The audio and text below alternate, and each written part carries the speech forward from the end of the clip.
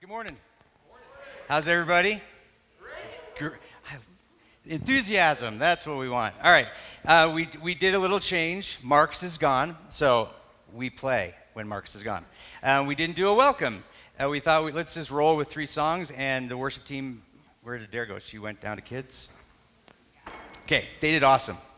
You guys did awesome. Yep. I've said this before. It's been a little while. I always like to give props and kudos to the team, and for a young church to have a team like we have is pretty remarkable. And for me not to lead and have a Dare in the team to lead, and you guys sound great. So thank you for what you do. And Nick, we're just glad that you're not in a full body cast or anything. So that we're happy about that too. Anyway, welcome. My name is Ken Elsner. I am the worship leader, and I get the privilege of preaching this morning, bringing the word.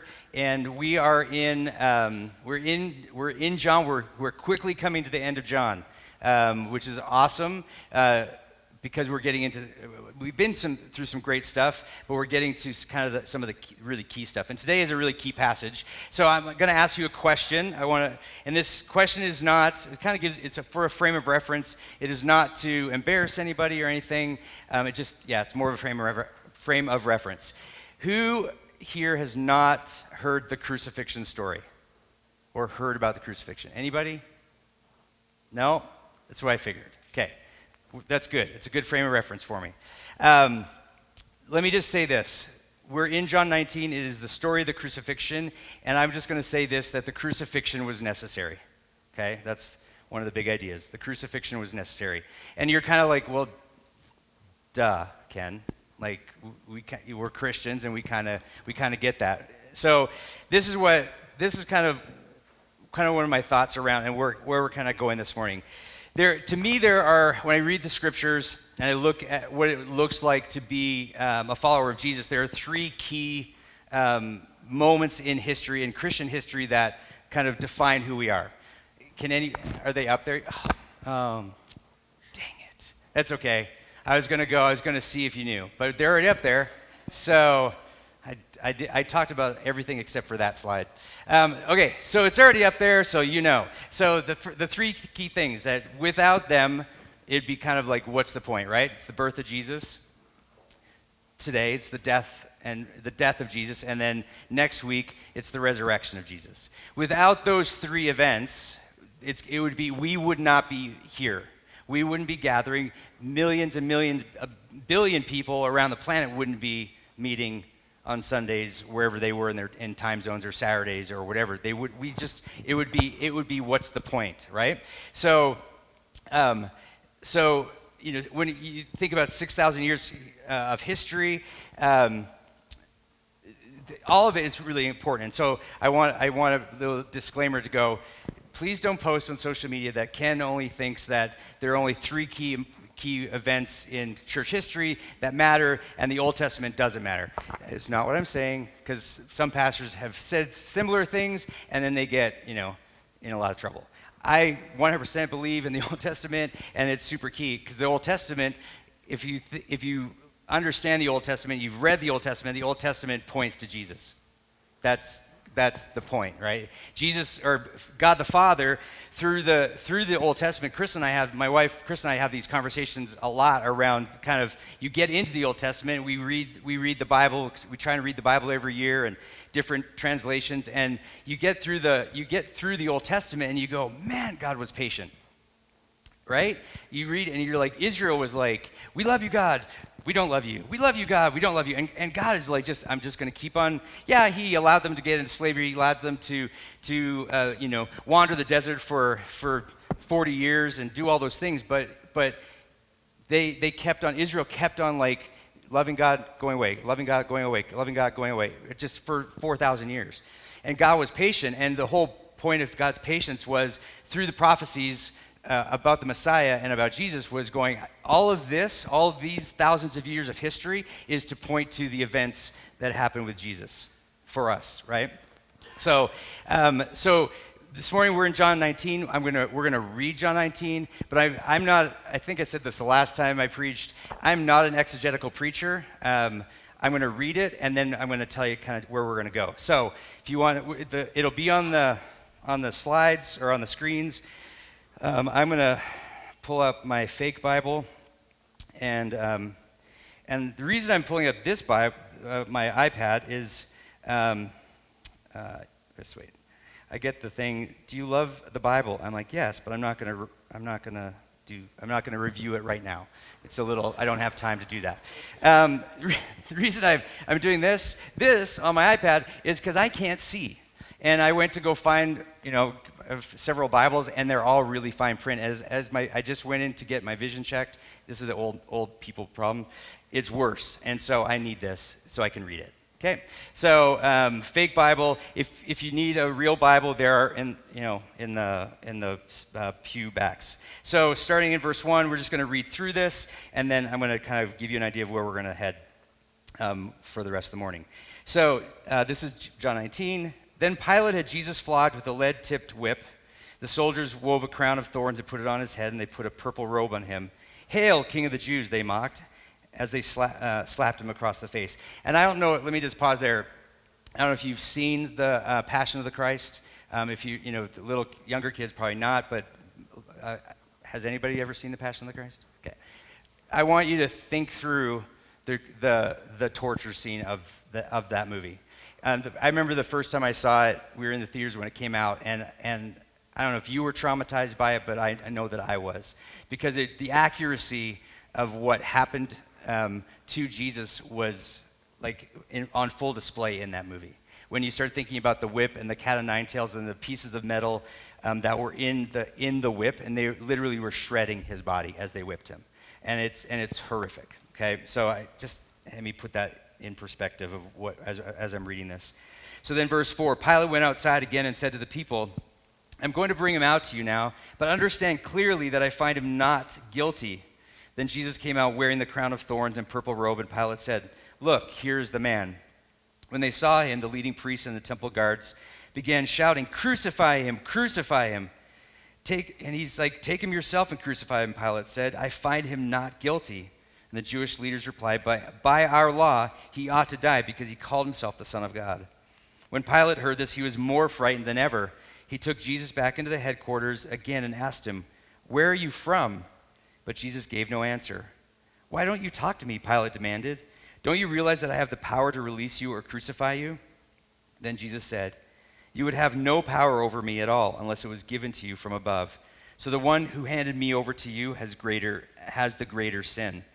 Then Pilate tried to release him, but the Jewish leaders shouted, "If you release this man, you're no friend of Caesar. Anyone who declares himself a king is a rebel against Caesar." When they said this, Pilate brought Jesus out to them again. Then Pilate sat down on the judgment seat on the platform that is called the Stone Pavement, or Gabbatha. It was now about noon on the day of preparation for the Passover, and Pilate said to the people, "Look, here is your king." "Away with him," they yelled. "Away with him, crucify him." "What? Crucify your king?" Pilate asked. We have no king but Caesar," the leading priest shouted back. Then Pilate turned Jesus over to them to be crucified. So they took Jesus away, carrying the cross by himself. He went to the place called Place of the Skull, or Golgotha. There they nailed him to the cross. 2 others were crucified with him, one on either side, with Jesus between them. And Pilate posted a sign on the cross that read, "Jesus of Nazareth, the King of the Jews." The place where Jesus was crucified was near the city, and the sign was written in Hebrew, Latin, and Greek so that many people could read it. Then the leading priests objected and said to Pilate, "Change it from 'the King of the Jews' to 'He said, I am the King of the Jews.'" Pilate replied, "No, what I have written, I have written." When the soldiers had crucified Jesus, they divided his clothes among the 4 of them. They also took his robe, but it was seamless, woven in one piece from top to bottom. So they said, "Rather than tearing it apart, let's throw dice for it." This fulfilled the scripture that says, "They divided my garments among themselves and threw dice for my clothing." So that is what they did.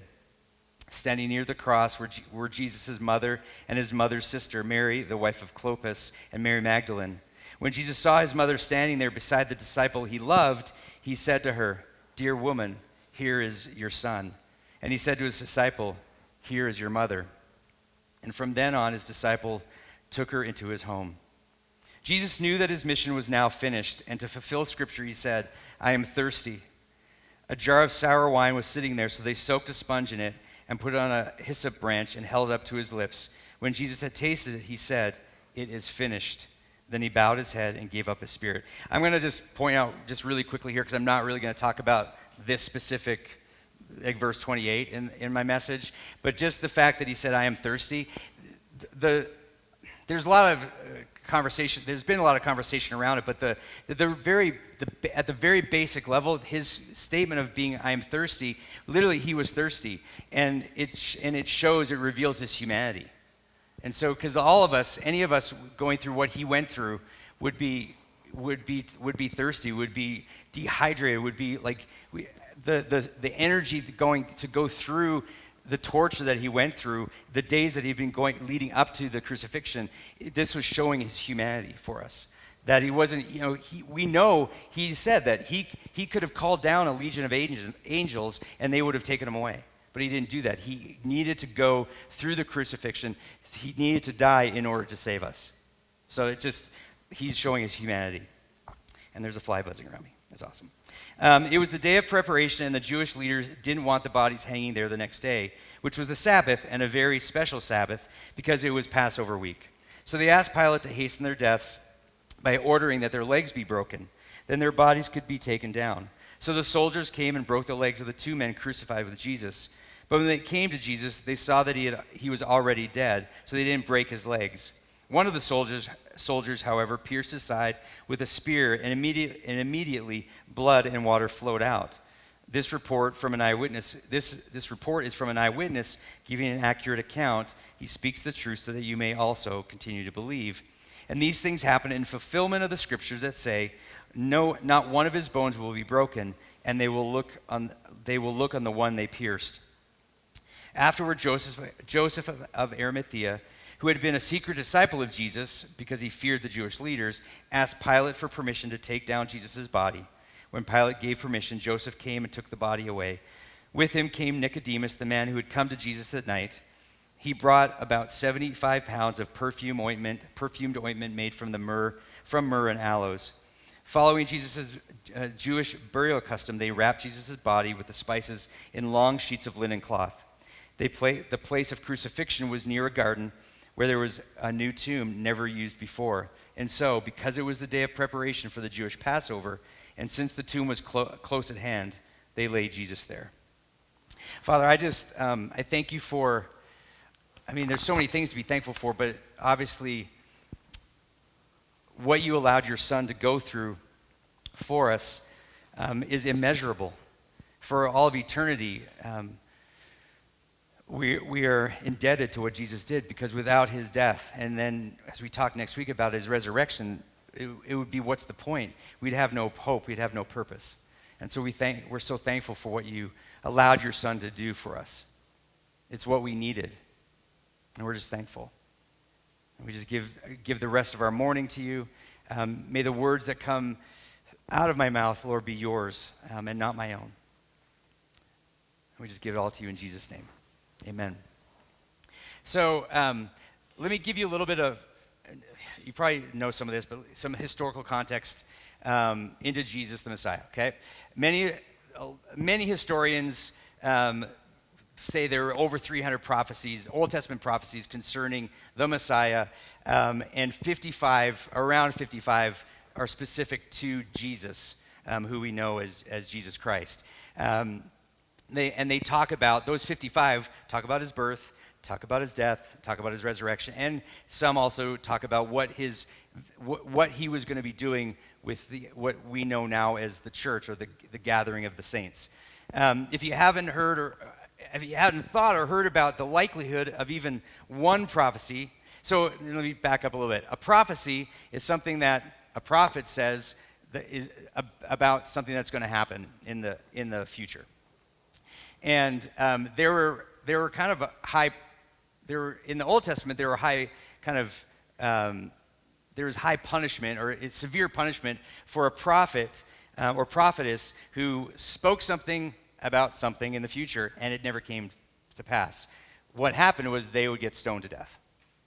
And so there are all these prophecies that have been, throughout the Old Testament, through 4,000 years of church history or of Israel, and they all came to pass. And so let me give you, I'm going to read this. This is a kind of just to give you an idea of, even if 8 out of the 55 prophecies about Jesus came true, this is what it would look like, the likelihood of this. And this is from a man named Peter Stoner. He's the chairman of the departments of mathematics and astronomy at Pasadena College in California. He gathered 600 InterVarsity students. InterVarsity is a parachurch Christian organization working with students. And so he gathered all these students, and what they did was they looked at 8 specific prophecies about Jesus. And they came up with an extremely, I'm just going to read kind of this, I pulled this quote. So extremely conservative probabilities for each one being fulfilled, and they then considered the likelihood of Jesus fulfilling all 8 of those prophecies. So here's the conclusion. The conclusion to his research was staggering. The prospect that anyone could satisfy those 8 prophecies was just 1 in 1,017. Or actually, 10 to the 17th power. My copy and paste didn't do the superscript, so I'm like, that's not right. 10 to the 17th power, okay? And he described it like this. Let's try to visualize this chance. If you mark one of 10 tickets, you got tickets for some sort of prize, and you put all those tickets in a hat and thoroughly stir them up, and then ask a blindfolded man to draw one, his chance of getting the right ticket is 1 in 10. Okay, 1 in 10. Suppose that we take 10 to the 17th power silver dollars and lay them on the face of Texas. They would cover all the state 2 feet deep. Now mark one of those silver dollars and stir the whole mass thoroughly. So you just put an X or something on this dollar. You stir it up. If you were able to stir all the state of Texas, and you stir them all up. And then you blindfold a man, and you tell him or her that they can go as far as they want around Texas, and then stop and pick out the right silver dollar. That would be the chances of just 8 prophecies coming to pass. For that person, all the state of Texas, 2 feet deep of silver dollars, go, stand in Austin and go, here it is, I got it, right here. And then pull your blindfold off, and yeah, that's it. That's the likelihood of all, just 8 prophecies out of the 55 about concerning Jesus. So I don't know if that, if you kind of sit there and go, that's kind of crazy. It's kind of mind-blowing when you think about who we are as followers of Jesus, that the prophecies concerning him, all were fulfilled through him, okay? So God's plan within the history of Israel was to point, and I said this already, was to point all of humanity to Jesus, to point all of us to the fact that we absolutely, 100% needed him, and that we would 100% without him have no hope, have no future, have no purpose in our lives. So to say that the crucifixion was necessary is an understatement. The crucifixion absolutely was necessary. And obviously the implications of Jesus' death are on the global and eternal levels, but his death is also on the singular and personal level for each one of us. Without his death, without his sacrifice, all of us, you and me, would be lost. We'd be without hope. We'd be without purpose. We'd be with no understanding of unconditional love. We'd have no understanding of what it meant to forgive and what it means to be forgiven. Not truly. So let me ask you another question. Have you ever spent time, I asked Kristen this last night, and she was right in there with me. I go, have you ever spent time looking back at your life, from, right now, back to see God moving in your life? Has anybody done that? Awesome. That's awesome. You should. But as I talk, you're going to go, I'm going to do that now. Okay? So when I was in my first year of seminary, I did 1 year, and then I hated it, and I left, and then I came back. But I graduated college, and, it was the thing you did. You go to seminary, go do your master's degree, because I wanted to be a pastor and was going to be a pastor. So I went, and there's a lot of story around that, but I went, and I remember one of my professors, Randy Reese, who was a dear friend, was in my wedding party, who passed away a few years ago, way too young, had an aneurysm while running, and it was very, very sad. Had a huge impact on my life. And one of my classes, my first year classes, was a spiritual formation class with him. And the first thing he had us do was to basically spend a couple of weeks. It was our first big project, and it was to do a timeline of our lives up to that point of our life. So I was 25, I think 25 at the time. And he's like, I want you to do a timeline, and he kind of gave us an idea of what that would look like. And he goes, I want you to kind of look back at your life and go marker moments where you see God move. And and some of the people I was in school with, they came out of the womb Christians. They were like, I just love Jesus, and they were like, not really, but pretty much. They had a family of origin that was like, this is who we are, and you'll make, we're going to raise you and disciple you, and at some point when you can understand what it means to know Jesus and accept him as Savior and Lord, you'll make that decision. And so I had some of those people in my class. I didn't grow up that way, and as I started looking back over my life up to 25, I clearly, now that as a Christian, I clearly saw God orchestrating, moving, like bringing people into my life before I ever knew who he was. I knew, I'd heard the name of Jesus, and I went to church as a kid. My mom took me to church, and that's how I started singing, because I sang in the choir, and I think I shared this a little bit the last time I preached. I sang higher than the girls, so it was awesome, and they were like, you're so great, and I loved it, right? But I didn't really I'd never heard the gospel message. So what I want to do this morning is, because the crucifixion story, we know the crucifixion story. I'm not gonna just kind of redo the crucifixion story and like verse by verse on it. One of the most powerful things that we as Christians can do is share our story. The more traditional word is your testimony. I don't really like that word anymore. I want to share. I'm going to share my story. So I'm going to share some kind of key things from my life up until this point, at almost 56, to give you an idea of why I know and believe that the crucifixion was necessary. So if you're okay with that, that's what I'm going to do. And I'm going to try, it's 10:09, and so me and stories, I'm going to try and be I'm going to concise, okay? So I'm going to start with the timeline, okay? So the timeline, one of the first glimpses of seeing God move, like kind of reveal himself to me, was when I was in grade 5, however old I was. I don't know how old, who doesn't really matter. But I was in elementary school, okay? And I remember I grew up in elementary school, was kindergarten to about grade 9 in Prince George, British Columbia, central British Columbia. It's kind of like, it's a pulp mill town, but it was an outdoor community. And so my circle of friends, summers, we jump on our bikes and you'd go, and we were there this fall. We were there this summer, and I was showing the family.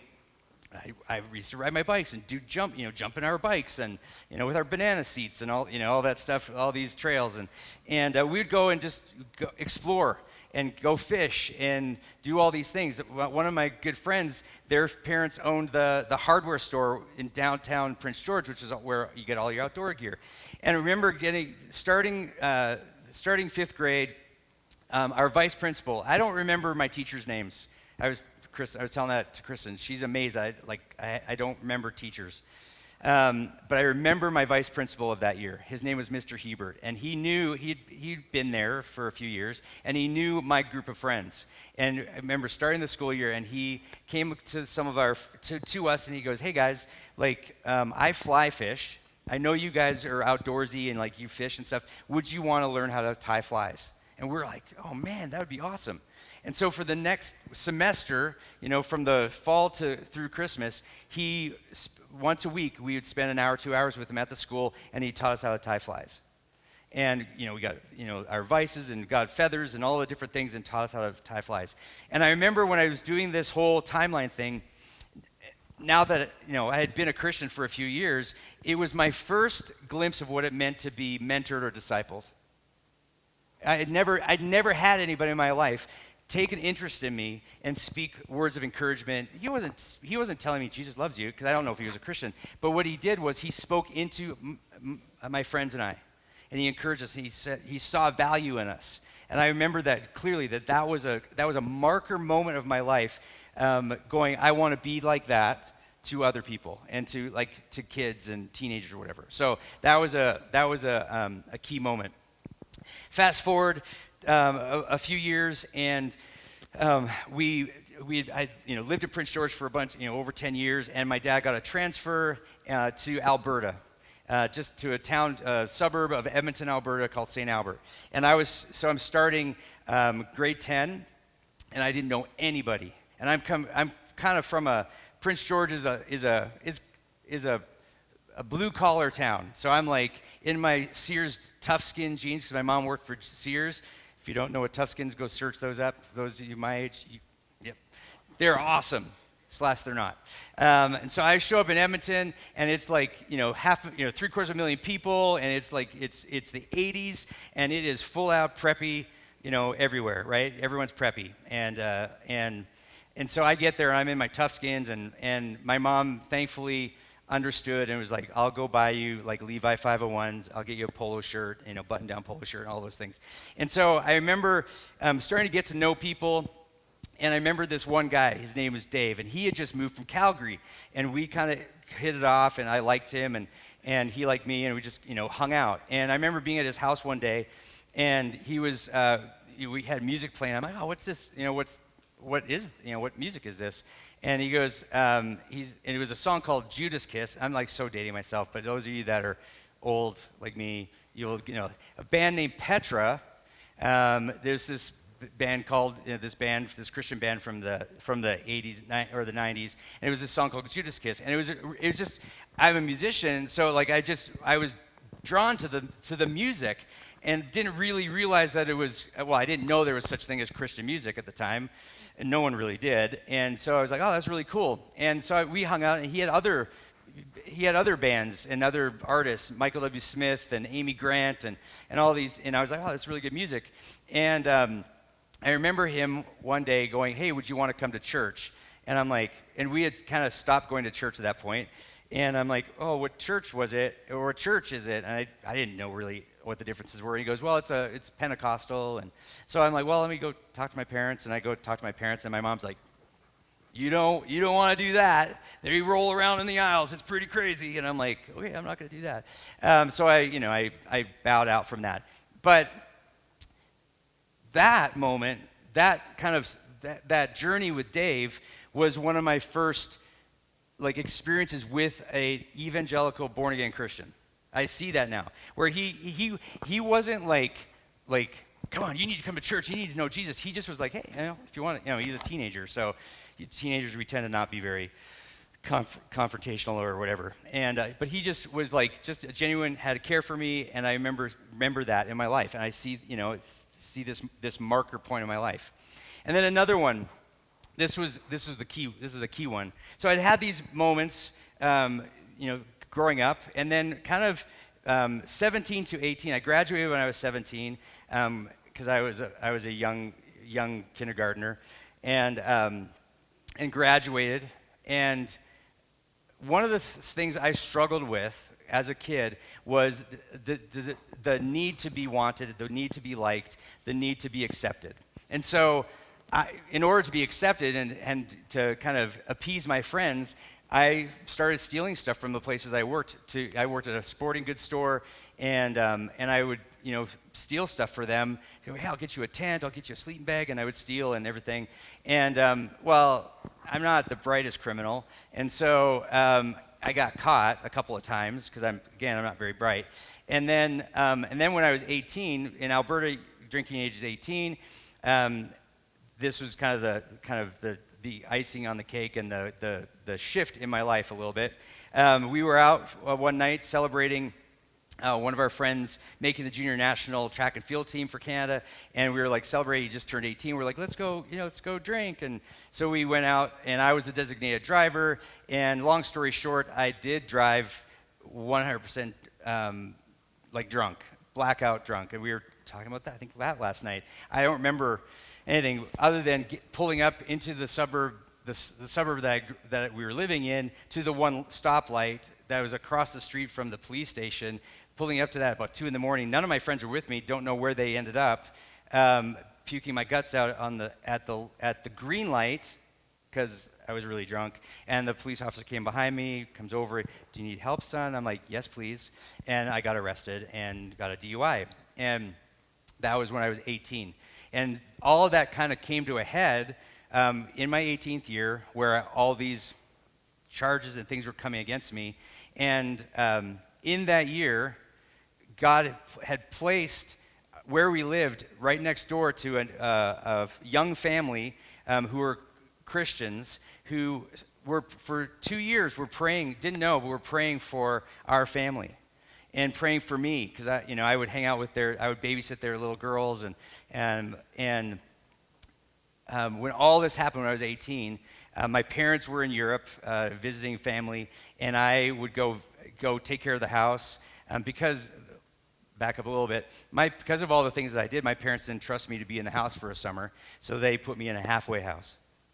And so if you ever, for those of you that watched 80s movies, loved 80s movies, Pretty in Pink, those movies, Farmer Ted, I can't remember what his name was, the actor that played him. That was me. I was like full out preppy, like clean cut, everything, in a halfway house in downtown Edmonton. And so my mom and dad were like, well, that's okay. We need you to be there because we don't trust you, but you can go cut the lawn at the house. That's okay. So I would go cut the lawn and then go have dinner with our neighbors. And I'm gonna wrap this up because I have a lot more to share. But through the course of a few months with our neighbors, they invited me to church. The wife, Mary Ellen, invited me to their church. I met the college pastor. The college pastor showed interest in me, like Mr. Hebert, and my vice principal from elementary school. And I remember going on a backpacking trip with this college group, and I'm like, I remember going, I am not going to let anybody preach Jesus to me. I'm just going to go, and it's nature, it's great. And I'm going on this backpacking trip. I'm sitting on top of a mountain going, how can anybody not believe in God when they look at this? And I'm like, oh my gosh, where'd that come from? And literally the next week, Dave shares the gospel at a small little gathering of college students for me, didn't know it was for me, shares the gospel for the first time. And that night, I think I may have shared this before, floating on my waterbed, 80s, velour waterbed, I gave my life to Jesus. That was August 17th, 1987, gave my heart to Jesus. So then, fast forward a few months, I got baptized on my birthday, November 10th, 1987, and again, get home, floating on my waterbed, reading 1 Peter, be holy because I am holy, read that passage. As I read that passage, I knew God was calling me to ministry. I didn't understand what it meant, but I knew that God was calling me to ministry. And so I put these on this timeline, and I just saw God moving. And it was like ridiculous. Let me share one more on the time. Well, this was after the timeline. I'm 31 years old. I've graduated seminary now in South Dakota. I'm planting my first church. And I didn't really want to stay in Sioux Falls, but I had grown this ministry, and the next evolution of this ministry, this college ministry, was to plant it as a church. And so God was like, I'm going to keep you in Sioux Falls, and it's going to be great. You're going to have a great time. And it was. Little did I know, at the same time, God was speaking to a 22-year-old, yes, I'm a lot older, 22-year-old to move to Sioux Falls. She didn't want to move to Sioux Falls. Graduating from college with her interior design degree, she gets her first job in Sioux Falls at an interior design store, and within a few months we meet, but not in any way that was romantic. We just met because she started coming to the church. Little did I know that In July of that summer, this was in 99. No, yeah, 99. We got married in 2000. 99, the July of that year, I was leading worship for our mother church. I was about to plant this church. I was leading worship and with our high school group, and I was preaching that Sunday. This first time, I think only time I preached at our mother church, and because the elders wanted to see if I could preach, if they were going to support me as a church planter. So I'm preaching, and I'm preaching on God's will, and didn't know that Kristen was there. And I walk up on stage. I'm using a video clip from the City Slickers where Jack Palance is talking to Billy Crystal, and he goes, Billy Crystal is like, "What's the meaning of life, Curly?" And Curly goes, "It's one thing." And this was before all video editing and all that stuff. And I go to my sound guy, I go, "You need to pause the VHS tape right there, okay? You need to pause it with the one finger. Because if you let it go past the one finger, he swears." He goes, "The rest of it don't mean insert expletive." And so I'm walking up on stage, and the rest of it don't mean expletive. I'm walking, he didn't pause. I'm like, oh my gosh. Well, in that moment, the story goes, the legend is, Kristen's sitting there, she's like, what just happened? And she feels a little tap on her shoulder, and a whisper in her ear goes, saying, "Pay attention, you're going to marry him." It wasn't the person sitting next to her, because that guy liked Kristen and was one of my leaders of my new church plant. And so I got connected. God brought, at 31 years old, almost 32, God brought me my wife and my first daughter, Alexa. God was moving throughout our life in incredible ways, and in my life through incredible ways. In the story of my life, I've been humbled by the depth of God's attention and love for me. Nothing about me has sought the extraordinary. Like I never want to be famous. I've never wanted to I want to have the biggest church on the planet. Like that's never, you want to just, when you step into these roles, you want to meet people where they are and just share Jesus. And I've been fortunate enough to be able to do that in multiple cities around the world. So if you were to spend time looking back over your life, would you recognize God's work? Would you recognize God's work? Would you be able to see Jesus speaking to you from the cross and giving you care? So let's just jump back into a little bit of this text, right? Jesus has gone before Pilate. Pilate has been given no other choice but to crucify him. The Jewish leaders knew that they wanted what they wanted, and they wanted Jesus dead.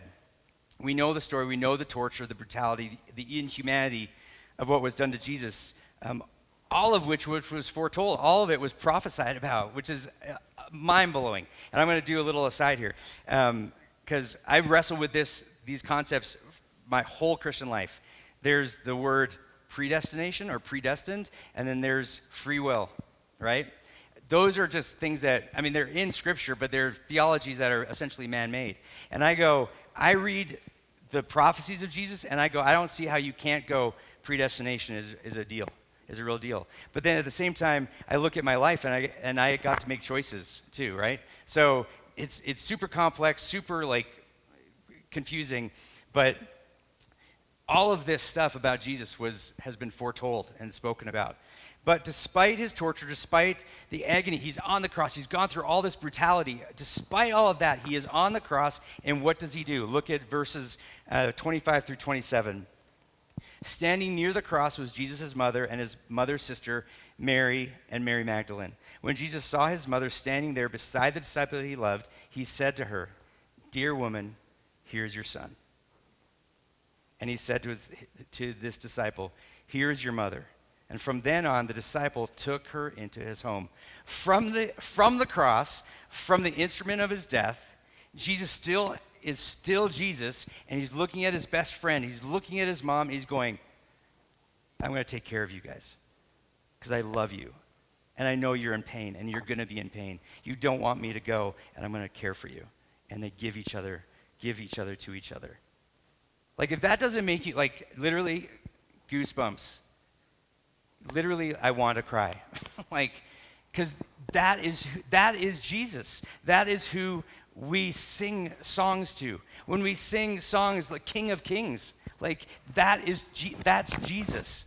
He cares enough on the cross to go, I'm going to take care of you. Right? This is at the very heart of the God we serve. This is the very heart of who we are supposed to be. Giving care even when it seems impossible to do so. So, here's a recent story. And we still got time because we took out the welcome. When I was 18, I remember, I think I was 17. No, I was 18 because I was a Christian at this point, or coming to be Christian. I was going to go travel, visit a friend in Phoenix from Edmonton, and I had my wallet stolen. And back in the day, you weren't doing passports, and you just took your little birth certificate and crossed the border. And my wallet had been stolen, and so I had no birth certificate. So I'm like, crap, I need to go get a new birth certificate, a travel size one. And so I knew where all the paperwork was in the house, so I go, to find the paperwork, and I'm flipping through the files, and there's Ken's file, and I pull it out, and I'm like, oh, there's my big birth certificate, and oh, there's my adoption papers. What? And I'm like, let me back up a little bit. My sister and I, both adopted, used to joke when we were growing up, you're adopted. No, you're adopted. You're adopted. You're adopted. She's dark-haired and more olive skin, and I was blonde hair, blue-eyed. And now I'm just gray. And it was the joke. It was that we would joke about it. I find my papers, and I'm like, oh my gosh, I'm adopted. And she was right. And I remember sitting on those papers for a couple of days, and I call my sister. I'm like, did you know I was adopted? And she's like, yeah, like I am too. What? And it was like this mind-blowing thing, right? And I'm like, what is going on? So I wait a few more days. I'm living at home, and hey, Mom and Dad, I need to talk to you. And I go, they sit down. I'm like, I found my adoption papers, and they're like it was no big deal. I'm like, why didn't you tell me? And my mom burst into tears, and she's like, we did tell you when you were 6. And if you're considering adopting, you need to have that conversation throughout the child's life, because they will forget. To this day, I do not remember that conversation. And you would think that you'd have these, I'm just joking now, but not joking. My dad and I always thought my dad and I started looking at my adoptive dad, Kurt, we looked alike. I used to have a mole on one side of my face, and he did too. I remember I was 14 or 15, and I made some random comment we're really starting to look alike. Do you not think, as a parent, that you go, I think Ken doesn't remember that he's adopted? So anyway, I'm adopted, and have never had any need or desire to find my biological family. It's never been a need. We got married. Kristen's like, you don't want to find out? I'm like, no. My sister did, and it was very painful for her. There was no desire. Mom didn't want anything to do with her. It was just painful. And so I'm like, I certainly don't want to after she did that, right? So never had desire. And a little bit, I also didn't want to hurt my mom's feelings, because she was pretty sensitive. And when she was passing away, found out more kind of story around her. So fast forward, my dad passed away about 14 years ago. My mom passed away about 4 or 5 years ago. After my mom passed away, that stuff started coming out, where I started thinking about it. Because our oldest son, Ethan, got me a 23andMe test just to find out, hey, what's our biology? I grew up very German, and like, are we even German? What are we? So got the test, did the test, and found out, I'm half English. Still, I have German in me, so that's awesome because we love German food. But yeah, she found out, and just, the health things, all those things, right?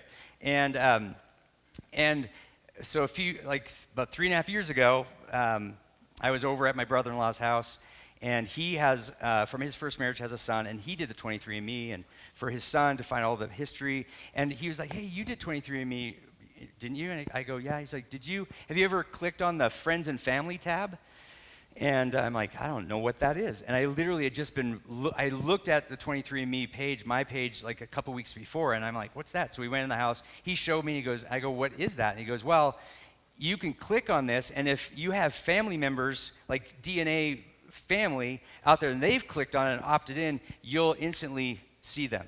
And I'm like, well, that's a little scary. And he's like, yeah, it's pretty cool.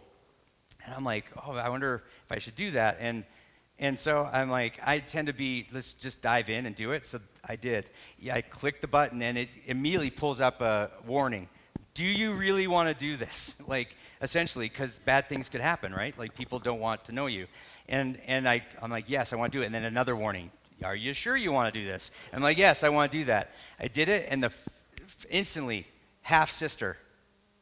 Holy, like, half-sister. I look, and she's blonde, blue-eyed, and at the time of that clicking, we had goats. We had couple pygmy goats, blonde, blue-eyed, holding a goat. And I'm like, oh my gosh, her name's Michelle. I'm going to show you pictures here in a second. But it was crazy. From that moment, whenever that was in the spring of or the summer, it was like June, things happened really, really fast. I was getting ready to travel to San Antonio to lead worship for a big conference, and Michelle and I started, actually, let me back up a little bit. I go home to tell Kristen, I go, hey, so I found my sister. She goes, what? And I show her all the stuff. I show her my phone, and I'm like, you can message through the app. And she goes, oh my gosh, you need to message her right now. And I'm like, no, I don't. That's a little freaky. And I'm like, give me a minute. And so I go off and do a couple things around the house. I come back, she's on my phone. And I'm like, what are you doing? And she goes, click. I'm like, I just sent Michelle a message saying, really want to know you. And like, it seems like we have a similar story. And I'm like, oh my gosh. And a couple days later, we're traveling to Sioux Falls. I'm in Sioux Falls. We're doing stuff on our rental property. I forgot about the message. I look on the app. Michelle's responded, and she goes, "Oh, Ken, I would really, the first message was, yeah, I have it sounds like I have a similar story to you. That's really cool. Yeah, I would love to share, my story with you." Next message is, oh my gosh, and she said a couple other things. She's like, oh my gosh, I just looked at why you're emailing me or messaging me. She's like, I know our family. I know who your dad is, and you have a brother and a sister. And I'm like reading this, and my mind is like exploding. And then we get back to Denver. One night, the night before I'm flying to San Antonio, I message her. We're messaging. She goes, if you jump on my Facebook page, you'll be able to find your dad. And our dad, actually. Our dad, Chris. And so I'm like scrolling on Facebook. And that's the first thing I see. Does anybody see any resemblance to that guy, to me? No. I look at it and I'm like, oh my gosh, it's me at 70. And I'm like, this is about 5 in the morning. I'm like, oh my gosh. And I go run up to Kristen and I'm like, hey, I'm leaving. I got to catch my flight. By the way, I found my biological dad. I showed her a picture. She's like, what? By the time I get to the airport, she has stalked my dad, Chris, and my family, and you have a brother and you have a sister, and they live in Duncan, and they're like all these things. And fast forward a few months, we've chatted, we've FaceTimed. I've talked to my brother. I've talked with Michelle. I've talked with my brother Nicholas. And so let me just scroll through some pictures. I think, what are my pictures here? So a picture of me and Chris. There we go. We flew out to Vancouver Island and met my dad, Chris. I think we look pretty. There's my sister, Michelle, who lives in Vegas. And then next one is, that's my brother, Nicholas, and my sister, Rachel. And then next one is my family, this one side of my family. And then let's pause on this one. So after that, Chris lets me know that he knows where my biological mom is. Her name's Gail. And he's like, here's her address, gives me a card. And he's like, here's her phone number, here's her email. She's open to hearing from you. And if you want to, she does want to connect with you. And so we FaceTime. But it was right when COVID happened. We thankfully got to meet Chris and my siblings right before shutdown happened. But then the shutdown happened, and Gail and I were going to try and meet, and we could never meet. But we FaceTime every 5-6 weeks, and it's been amazing. And first words when I FaceTimed her, the first FaceTime was, "I love you, and I've always loved you." And she was 16, and in the 60s, it's like it was the best, the most loving thing that they could do for me. Well, a month ago, even though we blew up the engine and the family flew home, I'm still going to meet Gail. And I got to meet Gail and hug on her. And she's like an amazing woman, just little cute, like just awesome.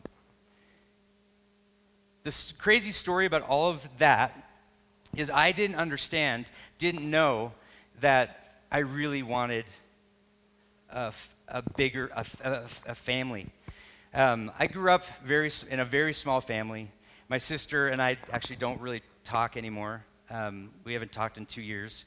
And losing our parents was like, now the first words out of my sister's mouth when our mom passed was like, we're orphans, and we just grew up very small, very small family.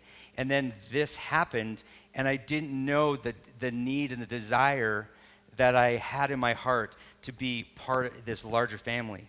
And God's like, when I look at what Jesus did for his mom and for John, that care, I see the same thing in this other season of my life. God going, yes, you've lost the parents that raised you, and they were amazing, and I learned unconditional love from my parents, even if they didn't raise me as knowing Jesus.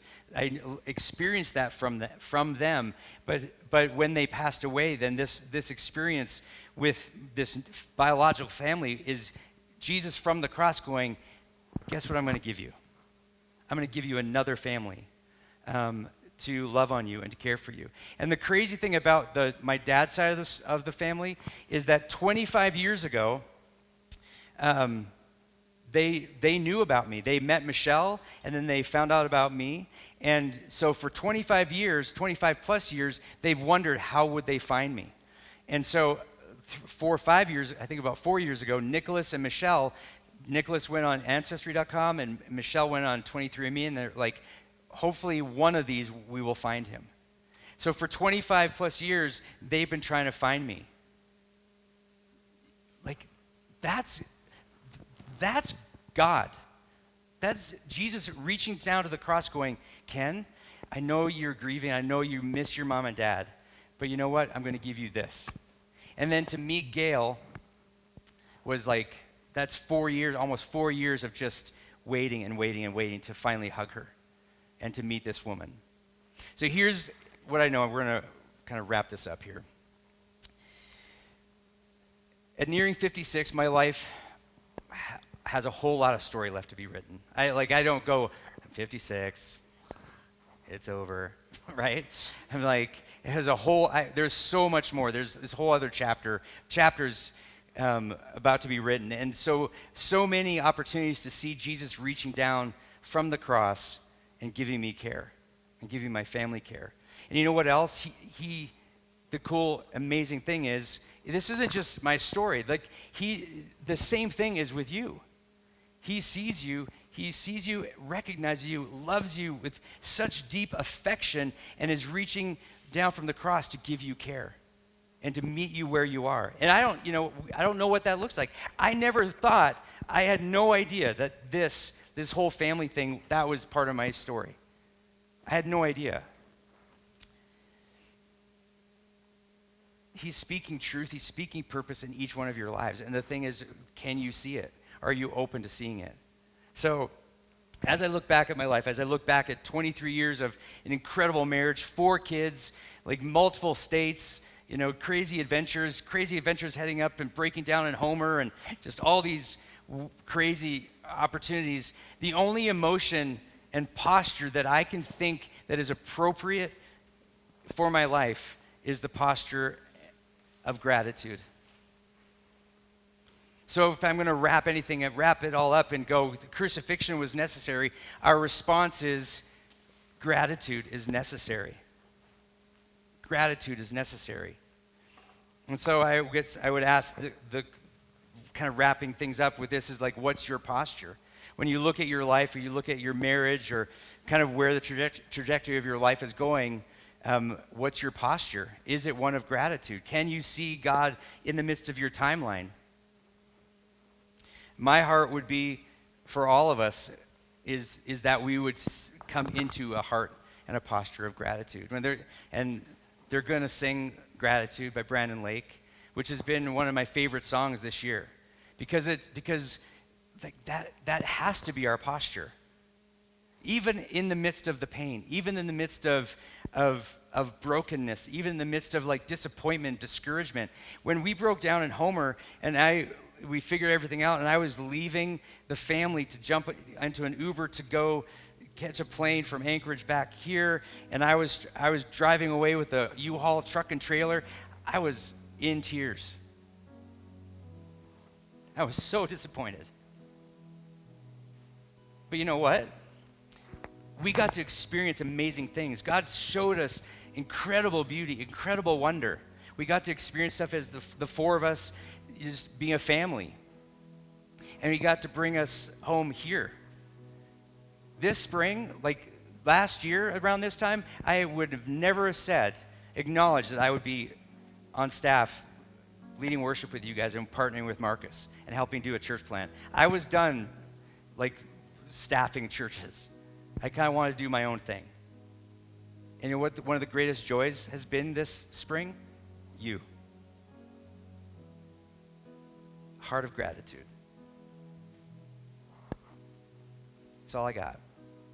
That's all we have. And it's enough. Father, I just thank you so much for the heart that you have for us, and that Jesus, from the cross, reaches down to give us care, to give us love, to comfort, to meet us where we are. And Father, I just pray that this morning we would be able to leave this place maybe with a changed perspective. Maybe things haven't been going the way we thought they were supposed to be going, but you're in the midst of all of it. You're not just in the joys. You're in the valleys with us. And so, Father, I just pray right now that we would be able to step out of ourselves and just sing this song. Lift our hands, whatever it may be, just to sing how grateful, how thankful we are for you in our lives. And it's because of Jesus we sing. Amen. Let's stand together.